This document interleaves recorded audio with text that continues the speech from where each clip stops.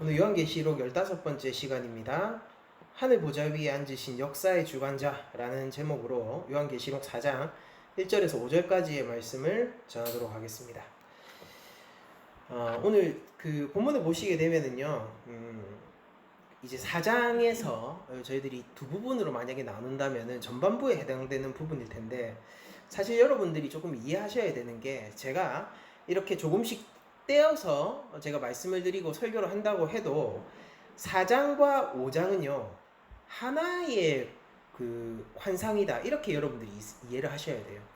그래서 4장이 성부 하나님에 관한 환상이라면요, 5장 전체는 예수 그리스도에 대한 환상이고, 그리고 이건 분명히 두 부분으로 구성되어 있지만은, 그러나 요한이 하늘문이 열려져 보게 되는 하나의 환상으로서 여러분들이 이걸 좀 보셔야 돼요. 그러니까 이런 거죠.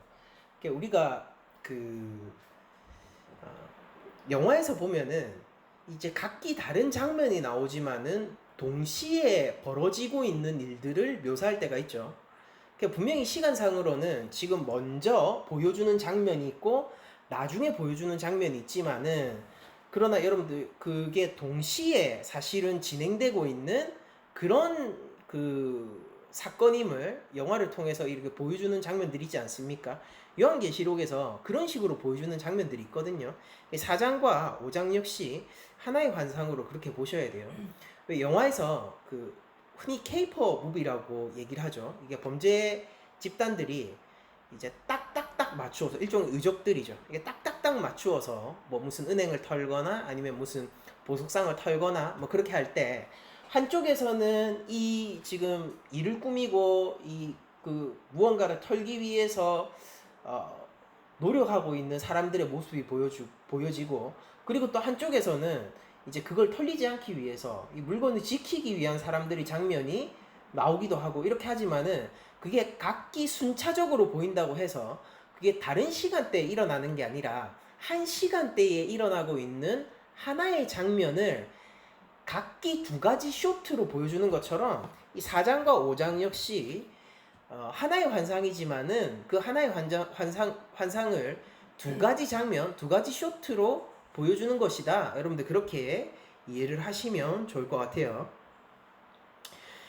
그러면은 이제 4장 1절을 본격적으로 보게 되면은 이 일 후에 라고 얘기하면서 이제 일곱 교회의 사자에게 편지하라고 하신 예수님의 그 환상 이후에 또 다른 환상 가운데 요한이 나오게 됩니다.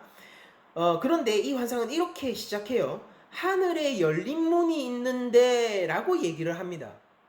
그러니까 지금 앞선 일곱 교회에게 편지하라고 했던 그 환상과는 이제 그 이후니까요. 이게 구별되어 있음에도 불구하고 이 환상이, 이 두 번째 환상이라고 제가 한번 불러볼게요. 이 두 번째 환상이 시작될 때는 열린 문이 있는 것으로부터 시작해요. 그런데 여러분들 계시록 3장 8절을 보면은 빌라델비아 교회에게 예수님께서 약속하신 축복이 바로 열린 문이었죠. 그러니까 계시록 3장 8절을 제가 한번 다시 읽어드릴게요. 볼지어다 내가 너희 앞에, 이게 여기서 너가 빌라델비아 교회입니다. 빌라델비아 교회 앞에 열린 문을 두었으되 능히 닫을 사람이 없으리라.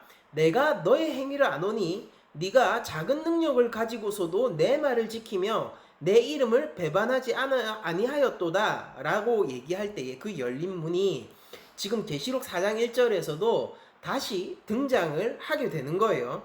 그러니까 이 열린 문은 어떤 거냐면은 예수님의 십자가 구속을 통해서 비로소 열리게 된 천상의 문을 얘기하는 거고, 그러면은 이 열린 문 뒤에 누가 있었느냐?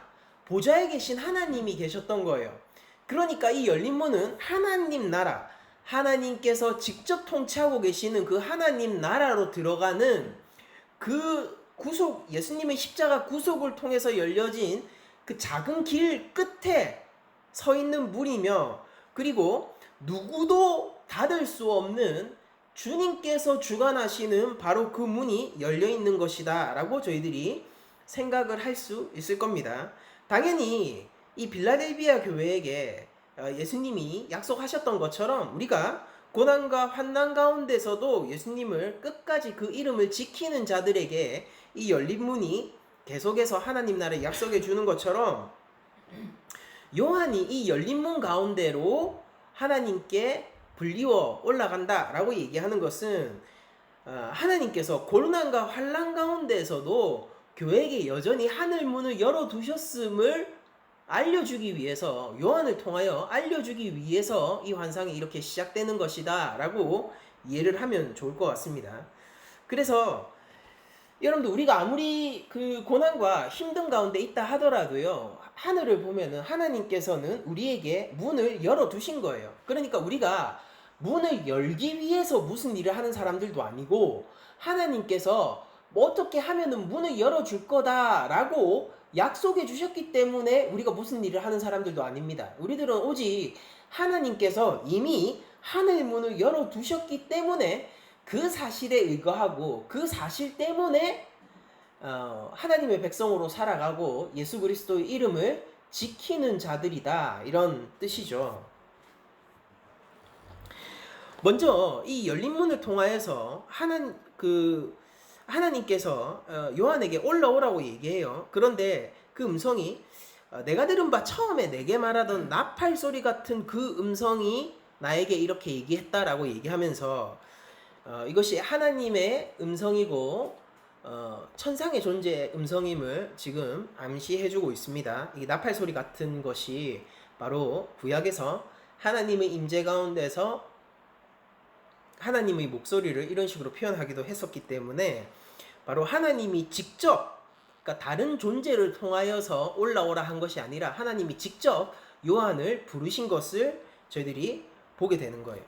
그러니까 이거를 보게 되면은 에스겔의 환상, 그러니까 특히 요한계시록 4장은요, 에스겔서 1장의 환상과 그리고 또 하나님 앞에 서게 되는 요한 같은 것들은 우리에게 마치 이사야서 6장 이런 그런 그림들을 저희들에게 떠올리게 하는데, 요한이 하나님께 직접 명령받아 하나님의 부르심 가운데서 이 천상 가운데로 올라가게 되는 것을 요한계시록 4장 1절은 그려주고 있어요. 그런데 왜 하나님이 요한을 부르셨느냐? 이 부르신 이유는 적혀 있는 것처럼 이후에 마땅히 일어날 일들을 보여주기 위해서예요.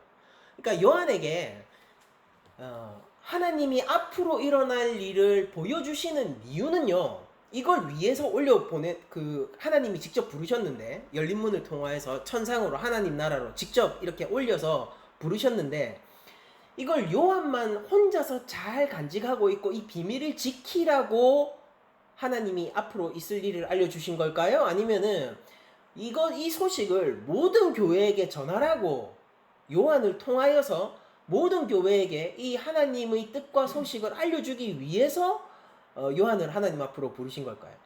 많은 이단들이요, 하나님 앞에 선 요한이 이 비밀을 간직하고 있었고 그 비밀을 이제서야 누군가가 풀고 있다라는 식으로 많이 얘기를 하는데, 이거 뭐 누구라고 얘기할 거 없이 한국 교회에 있는 그 다양한 이단들이 그런 식으로 다 이 본문을 해석하곤 하지만은, 사실은 하나님께서 앞으로 벌어질 일을 요한에게 알리시는 이유는요, 요한이 그것을 모든 교회에게 전해야 하기 때문에 하나님이 알려주시는 거예요. 이사야도 하나님께서 찾죠. 사람을 찾죠. 누가 나를 위하여서 갈 거냐. 그 사람을 찾아요. 그 이사야가 거기서 내가 여기 있사오니 나를 보내소서 하잖아요. 근데 그 보낼 때 하나님이 이사야한테, 자, 네가 알고 있는 비밀한 지식을 너 혼자만 잘 지키고, 마치 일자전승하는 것처럼 이 비밀을 간직할 사람들을 조용히 네가 한 명씩 이 비밀스러운 지식을 계승해야 돼. 무슨 마치 밀교처럼 말입니다. 그런 식으로 하나님이 이사야를 찾은 게 아니라 지금 당장, 바로 지금 하나님의 모든 백성들, 이스라엘 전체에게 하나님의 뜻을 전하라고 부른 거잖아요. 요한 역시 하늘 문이 열리고 하나님께서 직접 부르신 이유가 앞으로 일어날 일들을 요한에게 알림으로 말미암아 모든 교회에게 선포하기 위해서였어요. 차이가 있다면은 이사야를 통해서 이스라엘 백성들이 듣는 하나님의 선포는 절망적이고 심판의 선포일 테지만은, 그러나 요한을 통해서 듣게 되는 교회를 향한 선포는 아주 희망적이고 하나님의 놀라운 역사를 향한 희망과 구원의 뜻이 있는 메시지라는 측면에서만 다른 거지, 하나님이 모든 교회를 향하여 선포하려고 요한을 불렀다는 사실만큼은 이견의 여지가 없는 것입니다. 여러분들, 당연히 요한 당시에 초대교회에게만 하나님이 이 메시지를 전하시려고 하셨던 것이 아니라 요한 이후로 있을 모든 교회, 그러니까 지금 우리 낮은 자리 교회도요, 낮은 자리 교회도 요한을 통해서 이 하나님의 말씀을 들어야 할 의무가 있는 것이죠. 그러니까 요한은 책임을 다했습니다. 요한계시록을 완성했잖아요. 요한은 책임을 다했어요. 그러면은 우리가 이 요한계시록을 잘 보고 이것을 잘 해석함으로 말미암아 하나님께서 요한을 통해서 모든 교회에게 하시고자 하셨던 그 말씀을 우리도 잘 듣고 순종하는 것으로 우리의 책임을 다해야 되는 측면이 분명히 존재하는 것입니다. 바로 이게 열린 문을 통하여서 하나님께서 요한에게 앞으로 있을 일을 이야기한 목적입니다. 그리고 잘 보시면은 이 하늘 문이 열리는 것은요, 우리 교회가 천상으로 가게 되는 통로이기도 하지만은, 다른 측면으로는요, 천상에 머무르고 있는 하나님의 뜻과 권세가 이 땅에 전해지는 통로가 열려 있음도 뜻하는 것이기도 하거든요. 그러니까 하늘이 열리는 그 장면이 사실은 예수님 당시에도 한번 일어나요. 그게 누가복음 3장 21절 이하를 제가 읽어드리면 예수님 세례 장면에서 하늘 문이 열리는 장면이 벌어지게 되는데요. 누가복음 3장 21절 이하를 읽어드리겠습니다. 백성이 다 세례를 받을새 예수도 세례를 받으시고 기도하실 때에 하늘이 열리며, 그러니까 예수님이 세례를 받고 기도하실 때 하늘이 열렸어요. 그때 무슨 일이 일어나느냐, 성령이 비둘기 같은 형체로 그 위에 강림하시더니 하늘로부터 소리가 나기를 너는 내 사랑하는 아들이라 내가 너를 기뻐하노라 라고 얘기하시는 장면이 예수님이 세례 장면에서 그려지거든요.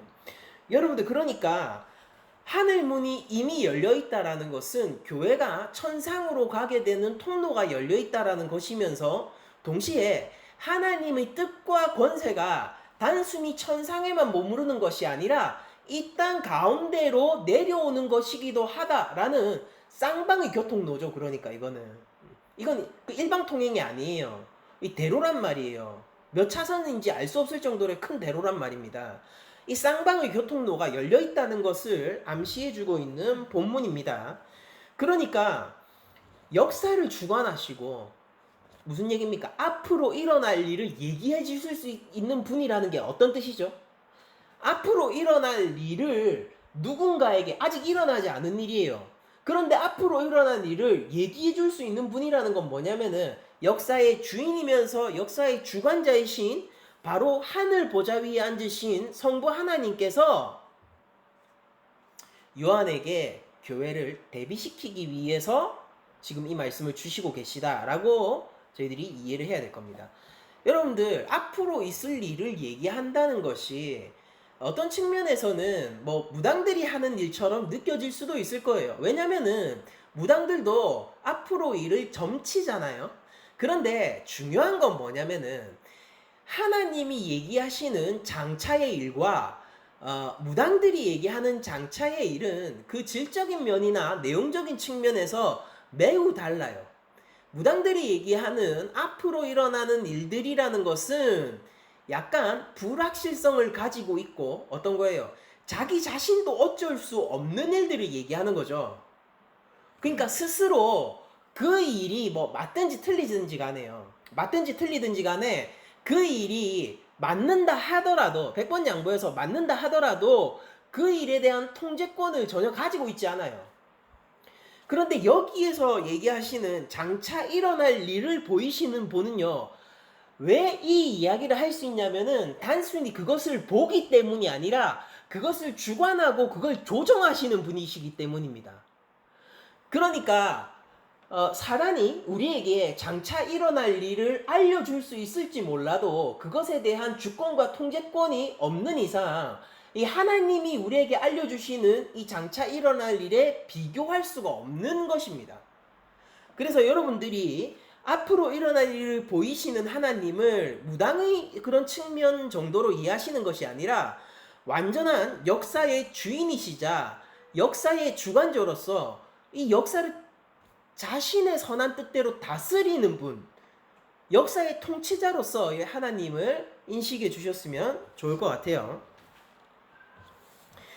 그러면서 4장 2절에 보면은 바로 하나님의 그 나에게 올라오라 라는 명령 앞에서 요한이 성령에 감동되는 장면이 나오죠. 내가 곧 성령에 감동되었더니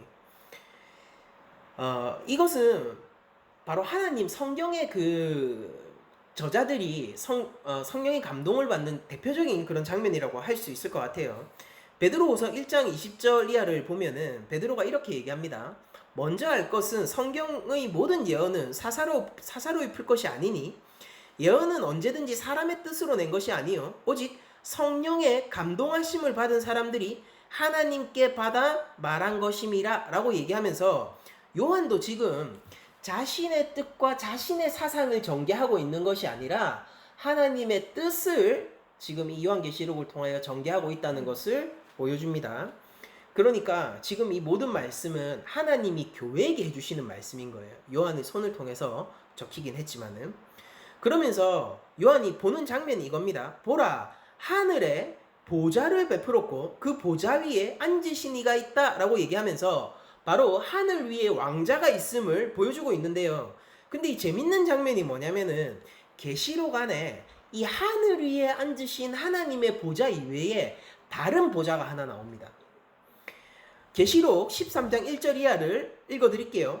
내가 보니 바다에서 한 짐승이 나오는데 뿔이 10이요 머리가 7이라 그 뿔에는 10왕관이 있고 그 머리들에는 신성모독 하는 이름들이 있더라. 내가 본 짐승은 표범과 비슷하고 그 발은 곰의 발과 같고 그 입은 사자의 입과 같은데 용이 자기의 능력과 보좌와 큰 권세를 그에게 주었더라. 그러니까 계시록에서는요 용의 보좌도 나와요. 용의 보좌도 나오고 그리고 그 용의 보좌를 짐승도 바다에서 나오는 짐승이죠. 이 짐승도 공유하는 장면이 그려집니다. 오늘 본문을 보시면은요 당연히 하나님이 앉으시는 보좌가 나오고 그 보좌를 공유하고 있는 그러니까 실제 그 보좌에 함께 앉아 있는 게 아니라 따로 보좌가 있어요. 그 보좌를 나누어 받고 있는 24장로가 나오잖아요. 마치 그런 것처럼 이 옛 마귀 그러니까 옛 사단에게도 그 용이라고 표현되는 그 사단에게도 권세와 보좌가 있고요. 그 보좌를 나누어 받게 되는 바다에서 올라오는 짐승이 존재하고 있습니다. 여러분들 보좌라는 것은 바로 왕권을 뜻하고 하나님의 권세를 뜻하는 것이죠. 그런데 세상을 보면은 권세 있는 자들도 있고 권세라는 것이 무엇인지 저희들이 잘 이해하게 하는 그런 현상들도 있어요. 그런데 여러분들은 항상 그런 두 권자를 보게 되고 그 두 보좌를 보게 될 텐데 그게 뭐냐면 하나로는 하나님의 보좌요. 다른 한편으로는 짐승의 보좌들을 여러분들이 보시게 될 거란 말이에요. 그러면은 여러분들이 오늘 본문을 잘 이해해야지 그 두 보좌 가운데서 참으로 능력과 권세가 있는 보좌를 선택하실 수 있단 말입니다. 단순히 힘이 있다라는 것으로 무엇이 더 강력하다라는 것을 여러분들이 결정하시려고 하면은요, 여러분들 반드시 실패하게 될 거예요. 그러니까 로마의 황제의 권자와 예수님의 십자가를 비교해 보잖아요. 로마의 황제 머리 위에 있는 그 아름다운 면류관과 예수님 머리 위에 있는 가시 면류관을 비교해 보잖아요. 그러면 여러분들은 당연히 어느 편에 서고자 하겠습니까? 로마 황제의 편에 서고자 하겠죠. 왜냐면은 그 로마 황제의 보좌가 더 크고 권세 있는 보좌처럼 여겨질 것이기 때문이죠. 그러나 진짜 볼 수 있고 진정으로 보좌가 무엇인지 아는 자들은 어디에 줄을 서겠습니까? 예수님의 그 가시면류관에 함께 동참하지 않겠습니까? 그러니까 여러분들이 오늘 이 장면을 보시면서 이 짐승의 보좌도 물론 대단해요. 대단하지만은 그것이 하나님의 보좌에 비하면 얼마나 초라하고 힘이 없고 그게 권세 있다고는 하지만은 그게 실제로는 권세조차 아님을 여러분들 오늘 본문을 통해서 깨달으시길 바랍니다. 하나님의 보좌는 그 어떤 것과도 비교되지 않아요. 그러니까 요한이 환상을 통해서 보고 있는 하나님의 보좌는요, 어떤 측면에서 계시록이 분명히 짐승의 보좌를 얘기하고 있음에도 불구하고 어떤 측면에서는 이 세상 유일한 보좌라고도 얘기할 수 있는 것입니다. 그런데 그 보좌 위에 앉으신 분이 어떤 모양이신지 지금 계시록 4장 3절에서 표현을 하고 있습니다. 앉으신 이의 모양이 벼곡과 홍보석 같고 또 무지개가 있어 보좌를 둘렀는데 그 모양이 녹보석 같더라라고 얘기를 하고 있습니다. 여러분들 지금 위에 앉으신 분이 어떤 모양인지 여러분들 알 수 있어요? 이 본문만 보면은 모르죠. 몰라요. 애매해요. 여러분들 에스겔서 1장 26절을 제가 한번 읽어 드릴게요. 그러니까 이게 에스겔서 1장 26절 이하의 그 구절을 지금 빌어다 쓴 부분이 있거든요. 제가 에스겔서 1장 26절 이하를 읽어 드리겠습니다. 그 머리 위에 있는 궁창 위에 보좌의 형상이 있는데 여기서 이제 천사들 머리 위에 궁창이 있고 그 위에 보좌가 있어요. 똑같죠? 지금 하늘문이 열린 것처럼 보좌의 형상이 있는데 그 모양이 남보석 같고 그 보좌의 형상 위에 한 형상이 있어 사람의 모양 같더라. 내가 보니 그 허리 위의 모양이 단 쇠 같아서, 그러니까 달궈진 쇠를 얘기하는 겁니다. 그 속과 주위가 불 같고 내가 보니 그 허리 아래의 모양도 불 같아서 사방으로 광채가 나며 그 사방 광채의 모양은 비 오는 날 구름에 있는 무지개 같으니, 여기서도 무지개가 나오죠. 이는 여호와의 영광의 형상의 모양이라 라고 에스겔이 기록하고 있어요. 여러분들 에스겔서 모양을 보면서 보좌 위에 계신 사람 같은 이의 형상을 여러분들 유추할 수 있습니까? 유추 못하죠. 불가능해요. 그러니까 에스겔도 이렇게 얘기하는 거예요. 이걸 풀이를 해주는 거예요. 이는 여호와의 영광의 형상의 모양이라 라고 얘기하면서 그 하나님을 직접 본 에스겔이 이렇게밖에 얘기를 못하는 겁니다. 뭐냐면은 그분은 참으로 영광된 형체이시다, 이것 이상을 얘기를 못하는 거예요. 그러니까 요한이 얘기하고 싶은 게 뭐냐면은 하나님은 보석 같은 분이다를 얘기하는 게 아니라요, 하나님은 참으로 영광의 형체이시다, 그 이상은 내가 얘기할 수 없다를 에스겔서를 빌어와서 독자들에게 전하고 있는 것입니다.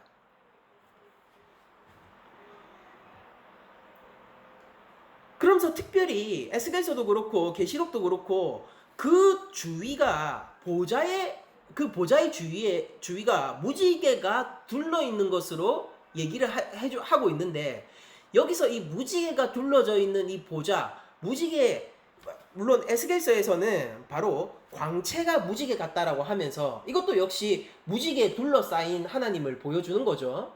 하나님에게서 빛이 나는데 그 빛이 무지개 같다, 무지개다, 이렇게 하면은 이 무지개 빛에 둘러싸인 하나님이시잖아요. 이 요한계시록에서도 보좌를 가득 무지개가 두르고 있는 것으로 보여주는데, 여러분들 이게 영광의 하나님이 어떤 정체성으로 지금 있는지를 보여주는 힌트예요, 힌트. 무지개가 무엇을 얘기합니까? 노아 언약. 그쵸? 우리가 창조 언약이라고 부르는 노아 언약을 얘기해 주는 거잖아요. 창세기 9장 13절을 읽어 드릴게요. 내가 내 무지개를 구름 속에 두었나니 어떻습니까? 구름 속에 무지개를 두었대요. 하나님이. 이것이 나와 세상 사이의 언약의 증거니라. 하나님이 세상과 언약을 하셨는데 그 언약이 실제로 존재하고 내가 기억하고 있다는 것을 나타내는 표징이 뭐예요? 무지개예요. 계속 읽어드릴게요. 내가 구름으로 땅을 덮을 때에 무지개가 구름 속에 나타나면, 여러분들 생각해보세요. 구약에서 구름이 땅을 덮는 장면은 어떤 겁니까? 하나님의 임재를 보여주는 장면으로 주로 쓰이죠. 그러니까 구름으로 땅을 덮을 때에 무지개가 구름 속에 나타나면, 그러니까 하나님의 임재 가운데서 너희들이 무지개를 발견하게 되면은 무언가를 기억하라고 했어요. 그거 읽어드릴게요. 그럼 우리가 그거를 여기서도 하나님이 현현하셨는데 무지개가 있으니까 창세기에 이 말씀을 떠올리면 되겠죠? 여기서 하나님은 어떤 하나님인지 창세기가 얘기합니다. 내가 나와 너희와 민 육체를 가진 모든 생물 사이에 내 언약을 기억하리니. 여기서 나온 하나님 어떤 분이에요? 이 온 피조 세계와의 언약을 기억하고 계시는 분이에요. 잊지 않고 기억하고 계시는 분이에요. 다시는 물이 모든 육체를 멸하는 홍수가 되지 아니할지라. 어떤 분입니까? 내가 두 번 다시 심판하고 멸하지 않겠다는 언약을 기억하고 계신 분이라고요. 무지개가 구름 사이에 있으리니 내가 보고 나 하나님과 모든 육체를 가진 땅의 모든 생물 사이에 영원한 언약을 기억하리라. 하나님이 노아에게 이르시되 내가 나와 땅에 있는 모든 생물 사이에 세운 언약의 증거가 이것이다 라고 창세기가 우리에게 보여주고 있어요. 그러니까 창세기에서 나타나는 무지개를 볼 때 우리가 어떤 하나님을 봐야 되냐면은 인간의 죄에도 불구하고 이 첫 창조 세계를 보존해 주시는 하나님을 발견해야 되는 겁니다. 그 언약을 기억하고 계시는 하나님, 자신의 말을 여전히 기억하시고 여전히 그 언약을 신실히 행하시고 계시는, 이제는 물로 심판하지 않고 이 세계를 보존해 주실 하나님을 기억해야 되는 거예요, 우리가. 그런데 계시록 안에서도 우리가 이 하나님의 보좌에 둘러싸인 무지개를 보면서 여기 나타나신 하나님이 어떤 하나님이시죠? 만군의 여호와로 나타나신 거예요? 그런 건 아닌 것 같죠? 그러면은 여호와 니시 승리의 하나님으로 나타나는 겁니까? 그것도 좀 뉘앙스가 아닌 것 같아요. 그럼 여호와 이레, 그럼 준비하신 하나님으로 나타나시는 거예요? 그런 것도 좀 아닌 것 같아요. 뭐냐면 언약의 하나님인 거예요. 여기서 나타나는 하나님은 언약의 하나님인데 인간의 죄에도 불구하고 첫 창조 질서를 보존해 주신 그 하나님이 이제 계시록을 통해서 뭘 얘기하시느냐면은 우리의 죄에도 불구하고 교회를 새 창조 가운데 완전한 창조의 회복으로 이끄실 하나님으로 등장하게 되는 겁니다. 노아 언약은요, 하나님의 구원의 장이 되는 이 피조 세계의 보존을 약속하는 언약이죠. 죄가 있음에도 불구하고 여전히 여기에서 구원이 일어날 거란 말이에요. 그러니까 하나님이 이거 쓸어버려야 되는데도 보존해 주신단 말입니다. 그런데 이 계시록에 나타나는 이 무지개 가운데 둘러싸이신 하나님은요, 이 언약을 여전히 기억하실 뿐만 아니라 그 언약을 진정으로 성취하실 하나님인 거예요. 무엇을 통해서? 새 창조를 통해서. 그래서 계시록 마지막에 뭐가 있어요? 새 하늘과 새 땅이 있는 거잖아요.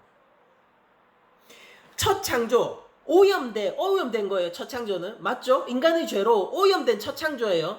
그 오염된 세계를 단순히 보존해 주실 뿐만 아니라 그걸 뛰어넘어서 회복시켜 주실 하나님요, 갱신해 주실 하나님요, 바로 그 하나님이 여기 보좌에 앉으신 하나님인 거예요. 여러분들 이사야서에서 보면, 이사야 6장에 보면 하나님이 보좌에 앉아서 이사야 부르죠. 그 하나님은 어때요? 두렵죠. 왜냐하면 그분은 참으로 심판의 하나님이시기 때문입니다. 그런데 여러분들 오늘 역사의 주관자 되시는 이 하나님을 바라보면서 여러분들은 어때요? 두려워해야 돼요? 아니죠. 오히려 이것으로 인해서 우리가 소망을 품게 되고 이것으로 우리들의 마음이 벅차게 되는 것이죠. 왜냐면은 지금 내가 보고 있는 하나님은 노아 언약의 그 창세 언약을 기억하시고 계신 분이니까 그 언약을 완성하실 분으로서 우리에게 비춰지고 있는 거니까요. 그러니까 정리하자면 이렇습니다. 하나님이 세상을 주관하시는 역사의 주인으로서 왕자에 앉아 계세요. 그런데 그분은 교회에게는 어떤 하나님이냐면요. 잘 생각하셔야 돼요. 교회에게요. 여러분들 교회시라면 이 말을 받으십시오. 교회에게는 어떤 하나님이냐면은 그 2500년 전의 지금 요한의 시기로부터 2500년 전쯤 될 거예요. 그 전의 언약을 여전히 신실하게 기억하며 그 언약을 완성하시며 더 이상 죄 때문에 이 세상을 멸하지 않고 온 피조 세계를 회복시켜 주실 하나님이 앉아 계신 겁니다. 그러니까 여러분들이 많이 오염된 세상 가운데서 고통을 받고 있고 이 창조 질서가 무너진 세계 속에서 여러분들이 고통을 받고 있다면은 눈을 들어 하나님을 바라보세요. 이 세상을 열린 문을 통하여서 직접 통치하시고 여전히 하나님의 언약을 스스로 기억하시고 계신 그분을 보면서 노아가 무지개를 보면서 하나님의 언약을 하나님이 잊지 않고 있음을 기억했듯이 그것으로 살아냈듯이 우리도 이 땅 가운데서 하나님이 여전히 하나님의 언약을 잊지 않고 있음을 기억해내면서 살아가야 된다는 것입니다. 그게 우리에게 힘이 되는 거예요. 여러분들 우리들은 어떤 세상에 살고 있냐면 하나님의 창조 질서가 어그러진 세상이기 때문에 우리가 무죄하고 무고함에도 불구하고 다른 타인의 악들이 나를 공격하는 세상에서 살고 있습니다. 여러분들 최근에 서희초 초등학교의 안타까운 교사의 이야기를 저희들이 잘 알고 있죠. 신출내기 교사였다면서요. 제가 잘은 모르지만은 오히려 성실한 사람에 가까웠다라고 해요. 그런데 여러분들 그 선생님이 무슨 잘못을 했죠? 세상의 악이라는 것은 무고한 자에게도 고난과 오염을 가지고 오는 거예요. 하나님의 백성으로서 우리들이 살아가야 되는 세상이라는 것이 바로 이런 것이죠. 여기에서 선명하게 빛나는 것처럼 보이는 게 뭐냐면은 용의 보좌이며 그 용의 보좌와 권세를 나눠 앉은 바다에서 올라오는 짐승과도 같은 그런 현상들이나 그런 자들이 참으로 힘이 있어 보이는 세상에서 저희들이 살고 있지만은 여러분들 그럴 때마다 문이 열려 있음을 기억하셔야 돼요. 빌라델비아를 교회를 위하여서 주께서 열어두신 그 문, 모든 하나님의 백성, 예수님의 제자들을 위하여서 열어두신 그 문이 닫히지 않는단 말이에요. 한 번 열면 닫을 자가 없고 닫으면 열 자가 없는 바로 그 문이 열려 있다고요. 하나님은 이 참혹하게 창조 질서가 무너진 세상 가운데서도 여전히 자신의 언약을 기억하시고 계시다니까요.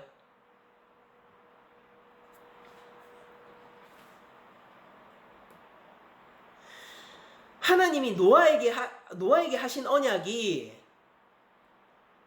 하나님 백성들이 예수님이 오시기 전까지요. 하나님 백성들이 하나님을 따르게 되고 소망을 얻게 되는 근거가 되었다면은 그 동일한 노아 언약은 우리 교회에게 더 큰 언약이 됩니다. 동일한 노아 언약요. 그 창세 언약요. 우리가 노아 언약을 흔히 창조 언약이라고도 부르죠. 그 창조 언약이 우리 교회에게는 더 큰 언약이 되는 거예요. 왜냐하면은 단순히 보존을 넘어서서 하나님이 정말로 심판할 필요가 없는 세상이 오는 거니까요.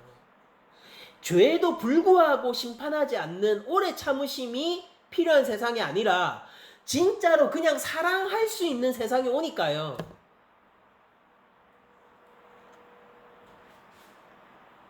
그러니까 우리가 이 하나님을 알자는 거예요. 그리고 이 하나님을 믿고 따르자라는 것입니다. 여러분들 여기서 여러분들이 아멘할 수 있고 동의를 하셨다면 설교 끝난 거예요. 설교 끝난 거예요. 이게 이 설교의 요지입니다.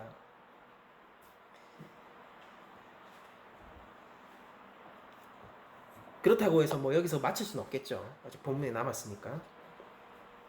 그러면서 또 보니까 그 하나님 곁에 보좌를 이렇게 쭉 둘러앉은 24개의 또 작은 보좌들이 있는 것 같아요. 그 보좌들 위에 장로들도 24명, 24명이 있습니다. 그런데 그 장로들이 흰 옷을 입고 있고 머리에 금관을 쓰고 있습니다.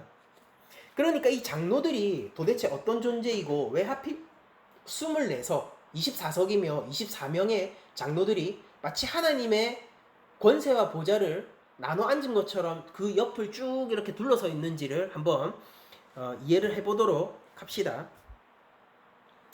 자, 먼저 그 24 보좌 위에 있는 24 장로는 하나님이 역사와 세상을 다스리는 권세에 직접적으로 참여하고 있다는 사실을 우리들에게 보여주죠. 언약을 기억하시고 언약을 시행하시고 언약을 완성하고 계시는 역사를 통하여서요. 그 언약을 완성하는 무대가 이 역사잖아요. 이 역사 가운데서 언약을 완성하시고 계시는 그 권세를 부리시고 계시는 하나님 곁에서 그 권세에 참여하고 있는 자들이 누구예요? 지금 24 장로들인 거예요. 그러니까 보좌에 같이 앉아 있는 겁니다. 자, 그러면서 그들이 그 흰옷을 입고 머리에 금관을 쓰고 있어요. 우리가 일단은 이걸 기억하면서 계시록 안에서 이 장로들이 계속해서 어떤 식으로 다루어지는가를 한번 보면서요, 이 장로들의 이 의미를 추적해 가도록 하죠. 이 정체를. 자, 먼저 이 장로들은요, 성도들의 기도를 대접에 담아서 하나님에게 가져가는 역할을 하는 것으로 그려져요. 계시록 5장 8절이야. 그 두루마리를 취하심에 네 생물과 24 장로들이, 항상 이 네 생물이 24 장로랑 항상 함께 나옵니다. 계시록 안에서는 네 생물과 24 장로들이 그 어린 양 앞에 엎드려 각각 검은고와 향이 가득한 금 대접을 가졌으니 이 향은 성도들의 기도들이라. 이 성전에 있는 향단을 얘기하는 거예요. 근데 그게 성도들의 기도들이라고 얘기하죠. 또 다른 천사가 와서, 여기서 나오는 게 누구예요? 천사가 오죠. 천사가 와요. 또 다른 천사가 와서 제단 곁에 서서 금 향로를 가지고 많은 향을 받았으니 이는 모든 성도의 기도와 합하여 보좌 앞 금 제단에 드리고자 함이라. 향연이 성도의 기도와 함께 천사의 손으로부터 하나님 앞으로 올라가는지라 라고 얘기하면서 24 장로가 하나님께 성도의 기도로 표현되는 향을 전달해주는 역할을 하는 걸로 나오는데, 이 역할을 하는 자들이 천사라는 것을 보여주고 있어요. 그래서 이 24 장로를 천사다라고 보는 신학자들도 있습니다. 그리고 계시록 5장 5절을 보면은 장로 중에 한 사람이 내게 말하되, 여기서 이 장로가 24 장로예요. 장로 중에 한 사람이 내게 말하되 울지 말라. 유대지파의 사자 다윗의 뿌리가 이겼으니 그 두루마리와 그 7인을 떼시리라 라고 얘기하면서 요한한테 환상을 해석해 주기도 해요. 근데 이게 누구냐면은 천사예요. 그래서 장로는 일단 천사인 것 같아요. 계시록 19장 4절을 보면은 또 24 장로와 네 생물이 엎드려 보좌에 앉으신 하나님께 경배하며 이르되 아멘 할렐루야 라고 얘기하는 장면을 통하여서 아주 하나님의 최측근으로서 하나님을 찬양하게 되는 천사로 24 장로를 계시록은 내내 그립니다. 그런데 재밌는 건 뭐냐면은요, 단순히 이걸 우리가 천사라고 해석을 해버리면은 이 24 장로들의 모양에 어울리지 않는 해석이 된다라는 거예요. 자, 보세요. 이 24 장로들이 분명히 천사로서 계시록에서 그려지지만은 이 오늘 본문에서 24 장로들은 흰 옷을 입고 있고 머리에 금관을 쓰고 있어요. 그리고 하나님의 통치에 직접적으로 참여하고 있다고요. 근데 여러분들, 계시록에서 흰 옷을 입는 것은 성도밖에 없습니다. 흰 옷을 입는 건 성도밖에 없어요. 계시록 7장 9절. 이 일 후에 내가 보니 각 나라와 족속과 백성과 방언에서 아무도 능히 셀 수 없는 큰 무리가 나와, 이게 완성된 교회를 얘기하는 거예요. 이 교회가 나와서 흰 옷을 입고, 이때 흰 옷을 입는 거죠. 근데 나중에 가보니까 무엇입니까? 이게 어린 양의 피에 빤 옷이 바로 이 흰 옷이었죠. 이 흰 옷을 입고, 그러니까 그리스도의 보혈로 구속을 받은 자들이 손에 종려가지를 들고 보좌 앞과 어린 양 앞에 서서 큰 소리로 외쳐 이르되, 여기서도 하나님의 최측근에서 찬양을 합니다. 모든 천사와 보좌와 장로들과 내 생물의 주위에 서 있다가 보좌 앞에 엎드려 얼굴을 대고 하나님께 경배하여 이르되, 아멘. 찬송과 영광과 지혜와 간사와 존귀와 권능과 힘이 우리 하나님께 세세토록 있을지어다. 아멘 하더라 라고 얘기를 하고 있어요. 그러니까 여러분들 이 24장로를 보면은 되게 재밌어요. 뭐냐면은 이 성도들하고 얘기할 때 24장로가 분리돼서 얘기되고, 그리고 이 향로의 성도들의 기도를 알려줄 때도 24장로와 천사가 분리돼서 얘기되죠.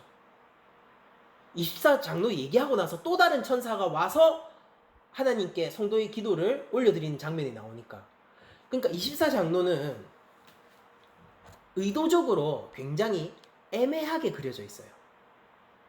천사인 것처럼 하면서 천사와 분리되어 있고, 성도인 것처럼 하면서 성도와 분리되어 있어요. 한번 봅시다. 그리고 여러분들, 장로라는 것은요, 구약 내내, 아니 성경 전체를 통틀어서 한 번도 천사를 지칭하는 단어로 쓰인 적이 없어요. 오히려 장로라는 말은 아주 선명하게 구약 안에서 백성들의 대표와 지도자를 이끄는 말로 쓰이죠. 이견의 여지 없이. 그리고 또한 천사는 하나님의 이 세상을 다스리는 권세에 참여하는 자로 그려지지 않아요. 오히려 그런 자로 그려지는 건 누구냐면은 교회입니다. 근데 24장로가 천사인 것처럼, 천상적 존재인 것처럼 그려지면서 동시에 뭐예요? 하나님의 보좌에도 앉았고 금관을 쓰고 있죠. 세상을 다스리는 권세를 공유하고 있다 이 말이에요. 이 단순한 천사가 아니라는 겁니다. 여러분들, 이 결론을 내리자면은 이 두 가지 의미가 이 24장로에는 함께 담겨 있는 거예요. 여러분들, 24라는 것은 특별히 구약의 12지파와 신약의 12제자 혹은 12 사도들을 합한 수로서 역사 속에 존재하는 모든 하나님의 백성을 상징적으로 보여주는 숫자이지 않습니까? 결론을 내릴게요. 24장로는 어떤 것이냐면은 우리가 7교회의 사자에게 편지하라 라고 얘기할 때의 그 사자입니다. 7교회의 사자에게 편지하라고 할 때 그 사자가 천사라고 제가 설명드렸었죠. 그런데 그 천사라는 게 실제 그냥 천상적 존재만을 얘기하는 게 아니라 바로 그 교회를 대표하는 천상적 존재가 있음을 얘기하므로 그냥 그 교회 전체를 지칭하는 거라고 했죠. 빌라델비아 교회의 사자에게 편지하라는 것은 무슨 뜻이었어요? 빌라델비아 교회에 속한 사람에게 한 명도 빠짐없이 다 전하라는 뜻이죠. 왜냐하면 빌라델비아 교회의 사자는 빌라델비아 교회의 대표이고 그 안에는 한 명도 빠짐없는 빌라델비아 교회 전체가 포함되어 있으니까. 24장로는 뭐냐면요, 바로 7교회의 사자처럼 하나님 앞에서 역사 속에 존재하는 모든 교회의 대표가 되는 천상적 존재가 있음을 암시함으로 말미암아 그냥 이 땅에 있었던 과거, 현재, 미래의 모든 하나님 백성에게 모든 하나님 백성을 나타내고 상징하는 표현인 것입니다.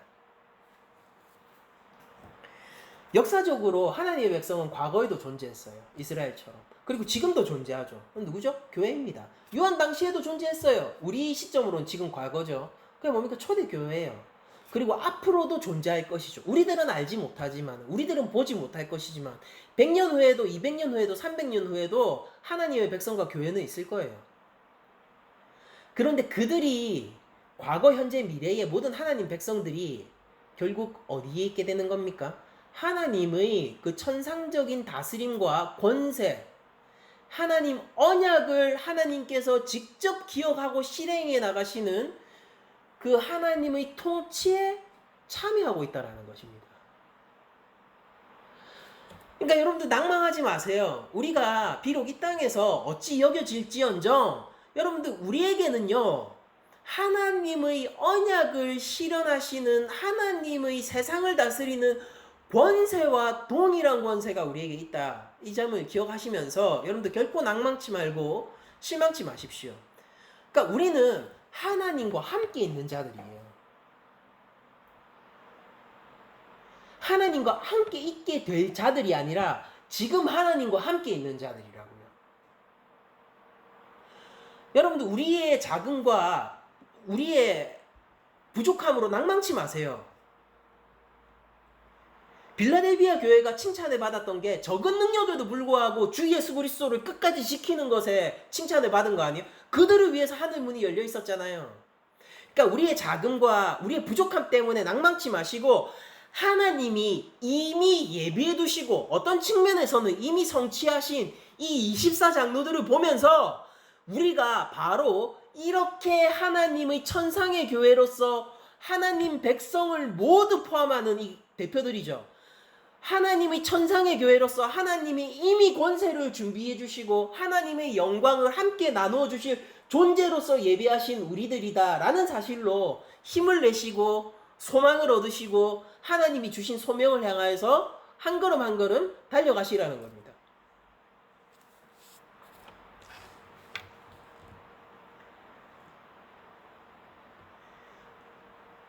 여러분들 지금 여러분들이 교회라는 사실은요 얼마나 축복받은 일인지 몰라요.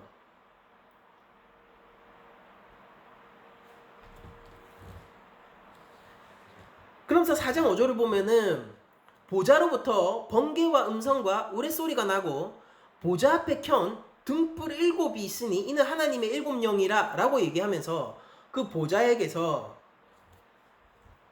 24장로가 이렇게 쭉 둘러서 있는 모양뿐만 아니라 그 보좌 바로 앞에 성전에서나 있을 법한 그 7 금촉대 있죠. 그런 것처럼 등불 7이 있다는 것을 보여줍니다. 근데 여러분들 이게 뭐였죠? 하나님의 7영? 이거 우리 이미 봤었죠.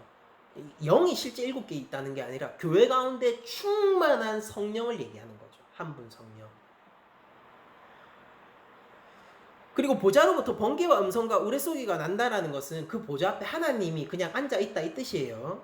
출애굽기 19장 16절 셋째 날 아침에 우레와 번개와 빽빽한 구름이 산 위에 있고 나팔 소리가 매우 크게 들리니 진중에 있는 모든 백성이 다 떨더라. 이게 뭡니까? 그러니까 신의 산 위에 하나님이 있다 이 말이죠. 이 보좌 위에 하나님 있는 거예요. 나팔 같은 소리가 났죠. 이미 앞선 구절에서. 그리고 지금 이번 5절에서 뭡니까? 번개와 음성과 우레소리가 나죠. 이게 뭐예요? 하나님이 있다는 거예요. 세상을 진동케 하시는 위엄과 권세를 가지신 그분이 있다는 겁니다. 세상이 두려워 떨만한 권세와 위엄을 가지신 분이 지금 그 보좌에 있다는 거예요. 그리고 그분 앞에 정확하게 앞에 누가 있죠? 성령님이 계신 거예요. 그럼 한번 그림을 그려보세요. 여기에 성부 하나님이 계세요. 그 바로 앞에 누가 계시는 거예요? 성령님이 계세요. 그러면은 성부 하나님과 성령님을 둘러싸고 뭐가 있는 거예요? 천상의 교회가 있죠. 뭐가 생각납니까? 이스라엘 진. 성막이 중간에 있죠. 12지파 어떻게 돼 있어요? 이 성막을 둘러싸서 이렇게 쭉 주변에 둘러서 있죠. 하나님 나라요. 애굽 말고요. 하나님 나라요.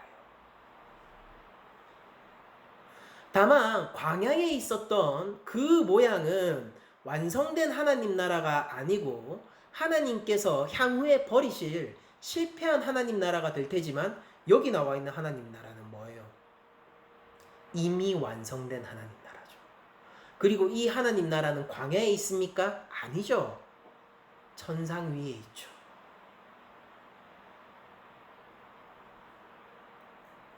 (6절) 이하로 저희들이 계속 그 다음 주에 살펴볼 테지만은 이 유리바다 위에 있는 이 천상의 하나님 나라를 보면은 천상의 교회가 완성된 채 하나님과 함께 하나님 나라를 이루고 온전한 모양과 하나님의 권세와 능력을 누리면서 그 영광을 즐거워하면서 평온하게 있는 것입니다.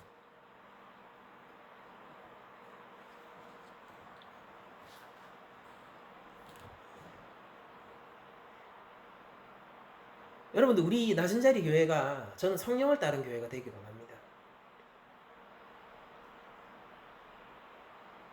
성령님이 말씀해 주시고 그리고 또한 우리가 응답하는 교회가 되기를 원해요.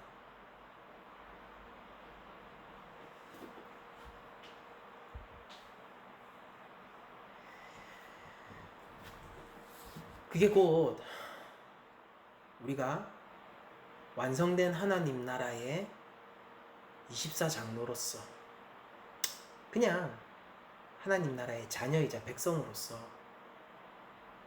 그 하나님 나라의 약속받은 자로서 지금 이 땅을 누리고 있는 것이기 때문입니다.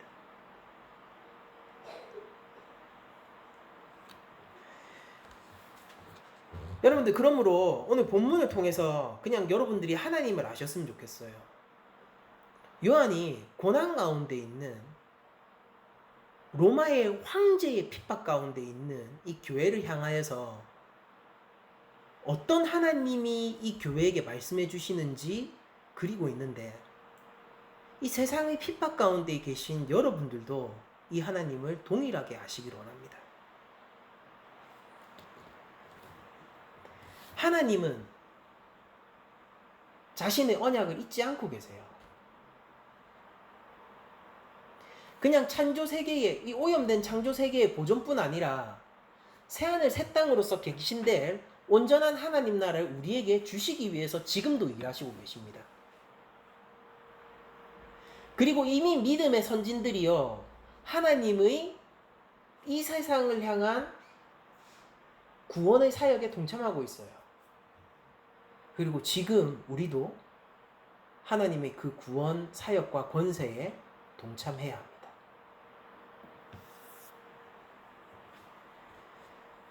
세상에는 짐승의 보좌가 매우 강력한 것처럼 보이지만은 여러분들 결코 속지 마시고 열린 문을 통하여서 하나님을 바라보십시오. 땅을 바라보는 자는요 짐승의 보좌에 무릎을 꿇을 수밖에 없을 것이지만은 고개를 들어 하늘을 보는 자들은요 열린 문을 통하여서 진정한 보좌를 경험하게 될 것입니다. 그러니까 여러분들의 시선을 이 땅 가운데 쳐박고 고개를 밑으로 하고 살아가는 것이 아니라 고개를 들고 어깨를 펴고 담대한 믿음으로 하나님을 바라보면서 살아가시기를 오늘 본문을 통해 권면드리고자 합니다. 어떤 상황이든지 여러분들 걱정 없어요. 왜냐하면은 이 역사의 주관자가 누구냐면 하나님이시기 때문이고 그분이 열린 문을 통하여서 보좌 위에 앉아 있으시기 때문이에요. 그러니까 어떤 상황이더라도 하나님은 자신의 구원을 행하실 거라는 뜻입니다. 여러분들 하늘의 문은요 우리가 특정한 방법을 통해서 열어가는 것이 아니라 이미 열려 있는 거예요. 누구도 닫을 수 없습니다. 그러므로 빌라델비아 교회에게 예수님이 약속하셨던 것처럼 우리도 주님의 이름을 붙들고 살아가면 그만인 거예요. 하나님이 인내하시듯 여러분들 인내하시길 바랍니다. 여러분들 믿음을 지키시고 아무리 이 땅 가운데서 우리가 어떻게 비춰지든 하나님 곁을 둘러싼 이 24장로의 자리가 바로 나의 자리임을 잊지 않고 교회로서 굳건히 서서 믿음을 붙들고 살아가시기를 바랍니다. 말씀을 마치겠습니다. 여러분들 한 주간 이제 살아가실 때에 역사의 주인이 누구인지 그리고 우리 삶의 주인이 누구인지 잘 되새기시길 바랍니다. 선하시고 언약을 여전히 신실하게 기억하고 지켜 행하고 계신 분이 바로 우리 아버지세요. 우리가 그것으로 위로를 얻고 낭망할 자리에서도 소망을 얻고 하나님이 우리에게 주신 소명과 사역의 자리에서 충성을 다할 수 있는 그런 우리 낮은 자리 교회가 되기를 권면드리면서 하나님의 이 사랑과 이 신실하심에 반응하는 여러분들 전체가 되시기를 원하면서 모든 말씀을 마치도록 하겠습니다.